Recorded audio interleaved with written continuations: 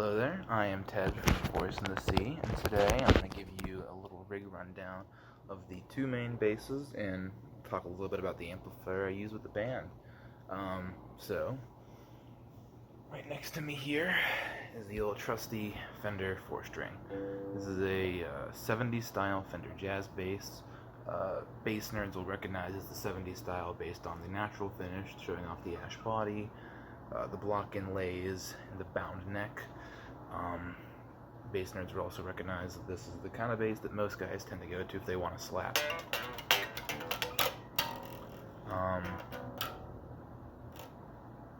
This is basically the dream bass I've always wanted since I first started playing, inspired by rock guys like Geddy Lee, who played a 70s jazz bass starting in the 80s, and funk guys like Marcus Miller, who's definitely the top of my list for why I want to play a bass like this. I made one modification to it, and that is this high mass bridge, which Fender sells, modeled after the Leo Kwan Badass Mark II bridge that a lot of guys like Geddy and Marcus put on their basses.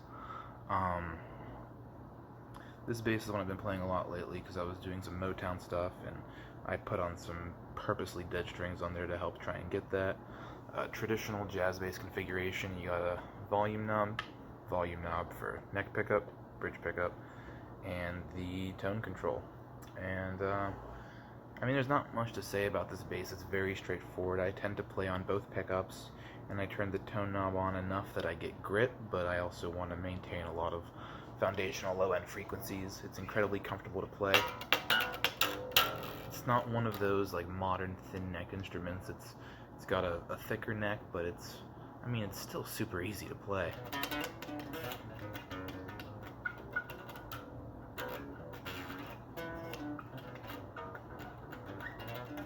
You don't need a paper thin neck to really get around on an instrument. I went through that phase a little bit with an Ibanez, but there's nothing that a traditional Fender P bass or jazz bass neck doesn't do. This is kind of my simple bass, but the other one I play that you're going to see in a second is the more fun of the two. So, this bass is so simple, I don't have much more to say about it, so get ready for the next one. Alright, now changing things up drastically is my 6-string bass. I always wanted a 6-string bass. My biggest influence to get me to start playing the instrument was Les Claypool from Primus, and he was playing a 6-string fretless in a lot of the early days, and the first time I saw him, that's what he was using.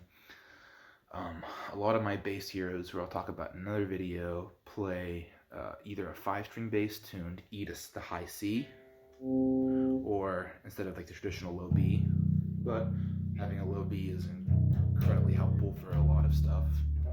That super low note that I'm sure my phone is not probably picking up at all.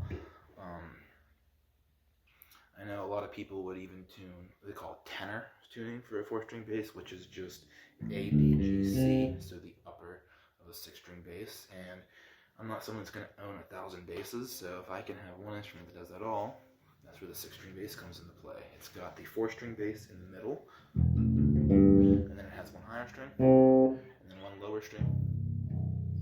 So low B, high C, which means there's a low C right here and a high C all the way up here.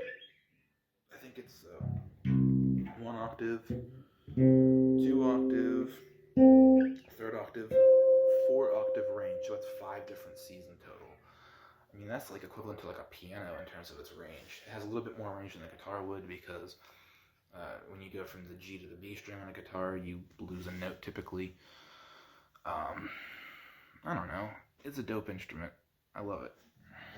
It does pretty much everything. This particular bass is a Carvin LBP6. The LB series of Carvin has been their longest running bass. It's just a really simple, typically it's a passive bass. Mine has active. And if you're not familiar with Carvin, they started off in the 80s, I think, as custom mail order guitars and basses. Carvin guitar players typically like super shred metal, but their bass players are typically of the very funky variety, or doing some cool chord stuff.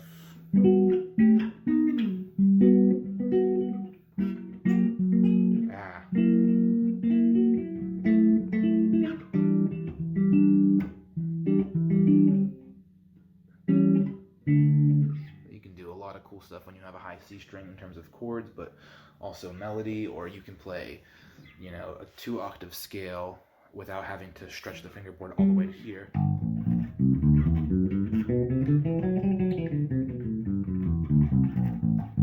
know, I just, from there to there, I mean, that's an unnatural stretch, but that's versus going all the way up here for that same note.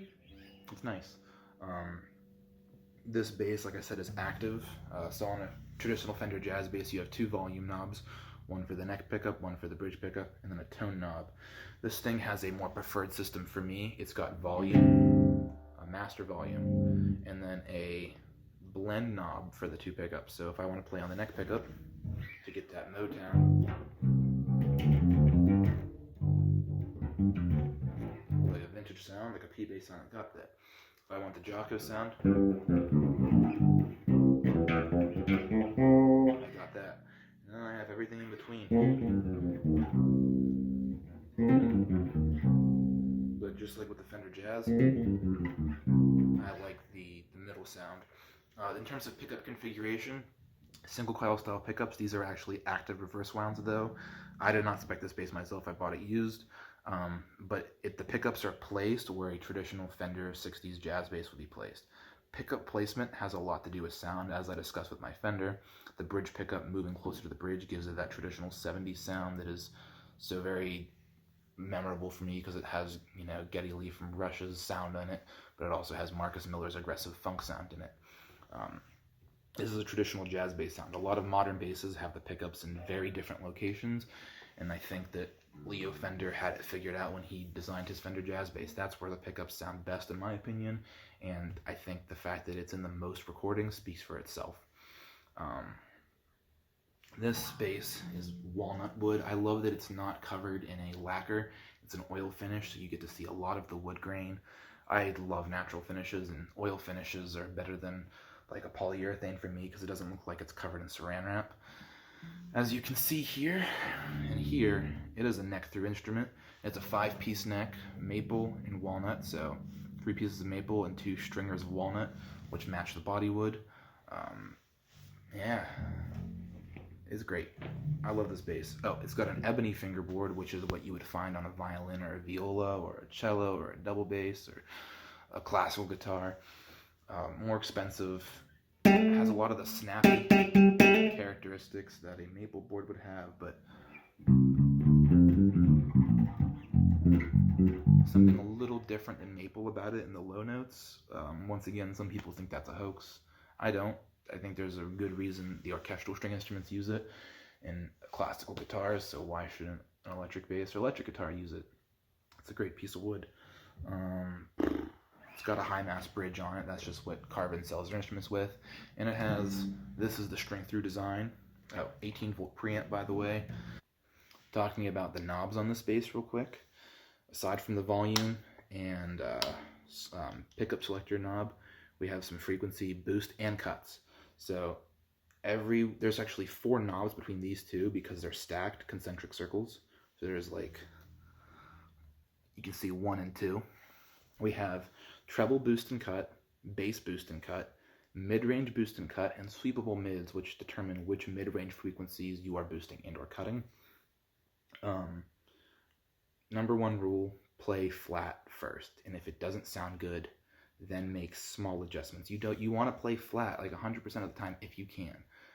Practice that way, and then whenever you're in a live situation, the room might be too dry or too wet in terms of acoustics, and you'll need to make adjustments from there. Another good rule of thumb is take away before you add. If you find you need more bass, don't add bass, cut treble. If you find you need more treble, don't add treble, cut the bass first. Minuscule adjustments from there. And then mid-range is very tricky to use. I'm not a sound person. I'm afraid to use it, but I found that if I actually very slightly boost my treble, slightly a little bit more boost my bass, and then what I do is I cut my treble, and then I select a higher mid frequency to bring out more low mid. That gives me a really clean but punchy sound. But lately, I'm not playing active. I took the batteries out of it and everything, and I play the thing passive, just the same way my Fender Jazz bass is passive. I mean, that's the totally flat sound of this instrument. It's killer.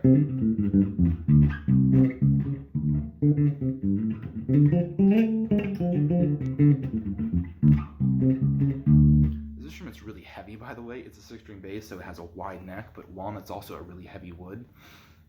And this is actually kind of small for a 6-string bass neck. I know it looks gigantic compared to a 4-string bass, 5-string bass, 6-string guitar, and 7-string guitar, but the string spacing on here is like 18 or 16 millimeters, I think, and my Fender Jazz bass is like 21 millimeters, so the string spacing is actually really tight on here to make it less of a, like a, I don't know, a cricket bat, I don't know, or like an oar for a canoe. It's not that wide. I mean, it is wider compared to every other instrument I own, but it's compressed for the sake of the hands, and I don't have an issue with that, but I think Carvin in general just sells smaller 6-string basses. I know a lot of companies like Yamaha, they have a John Patitucci signature bass, and his is gargantuan.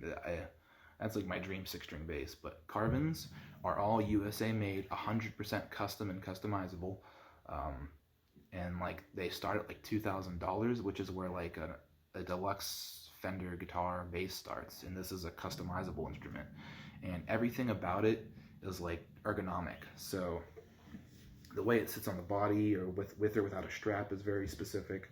The placement of the knob, so you can like properly palm mute.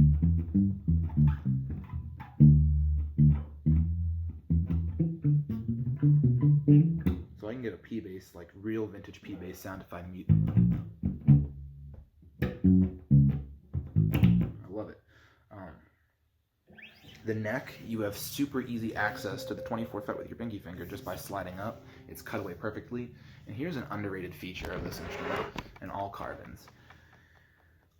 Notice how once the strings go through the nut into the tuning pegs, it is completely 100% straight. Fender, theirs are as well,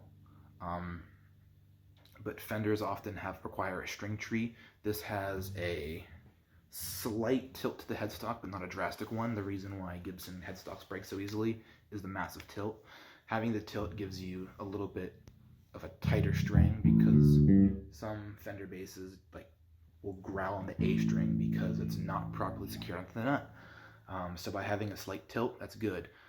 You never need to replace the nuts on these things like you would on a Gibson, because on like a Gibson guitar, the strings go into the nut and then they go out diagonally. Like, that's unnecessary tension on the instrument. Just have them go perfectly straight. It's just, there's so much attention to detail. Like, if I run my finger along it, I don't even feel the frets, like, at all. They're perfectly slotted into the instrument. The neck is super straight. Like, if you check it, it's just a super high quality instrument. All of their instruments are. They now go under the name Kiesel instead of Carvin. This one is an older one. It says Carvin on it. I bought it used, and because they're fully customizable, they have a really low resale value, which is both a blessing and a curse. If you ever want to get rid of one, you're going to lose money. But if you buy one used, you're saving a ton of money. This thing was under $1,000 for me. It was like $800. If you spec out this exact bass on Kiesel's website, it's like a $2,800 instrument with the ebony fingerboard, the walnut body, the oil finish, the pickups, and all of like this, like, what color hardware, the active circuit instead of the passive. It's like a $2,800 instrument. I got it for $2,000 off. It's in tip-top shape. That's just because they have low resale value. I love this thing to death.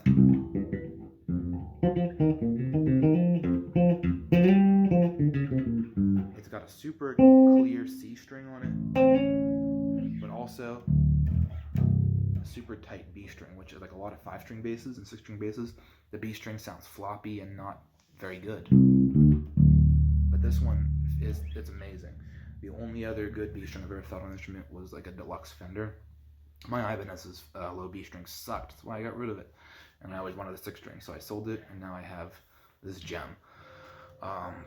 The only reason I ever play the 4-string is, I don't know, I feel like there's a lot of issues with, okay, so the strings will vibrate if I don't mute them. You might be able to hear that right now, but I mean, I'm pretty good about muting. But it's just one less thing to worry about when I'm playing a 4-string. Whenever I'm sight reading for like a musical or a choir or any kind of accompanying thing, I prefer to have this. Having extra strings makes your instrument so much easier when you're sight reading, because it's like, oh, that high note that I would normally have to go up here for, it's right there. You know, I don't have to like, oh, I'm playing a low F all the way to a high F. Now it's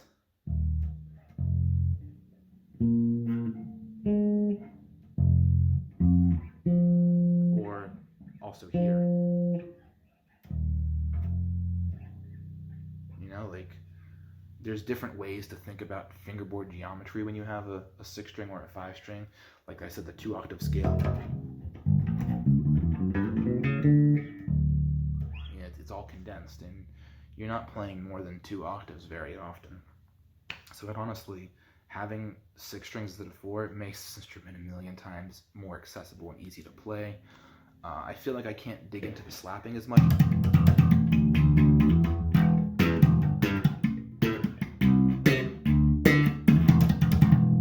I haven't actually played this bass in months. I've been doing a lot of Motown, and I have super dead strings on my Fender that I've been loving for the Motown sound. This is my first time playing this bass in like 6 months. It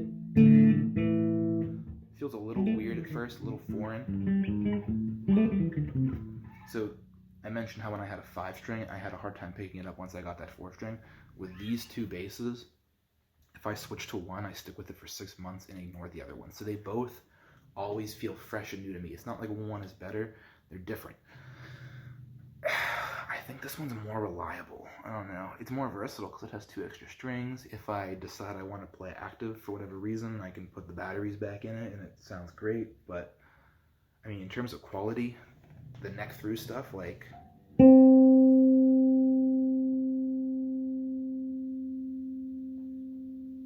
still ringing. Like, my Fender won't ring that long. This bass is awesome. I love it. Real quick, before I go, I'm going to show you my big boy amplifier. So because I haven't been gigging lately, for obvious reasons, I haven't been using this, but this is an Ampeg SVT 410 cabinet, so 410 speakers. I don't know what the wattage it can handle is. I want to say it's like 500. And then the amplifier is an SWR Bass 350, 350 watt professional SWR amplifier. SWR doesn't exist anymore. They're an awesome company.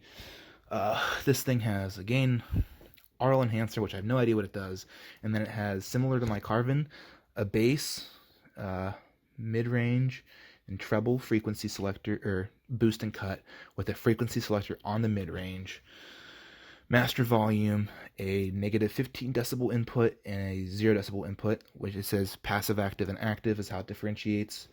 Man, that thing is like super powerful, and it's great for rock because you can just push it, and it's great for like loud funk because you can get the volume up super high and super cleanly. I love it. It plays quiet well, but my basses sound totally different when going through that big rig versus the little one we have in here. Sorry this was a long video.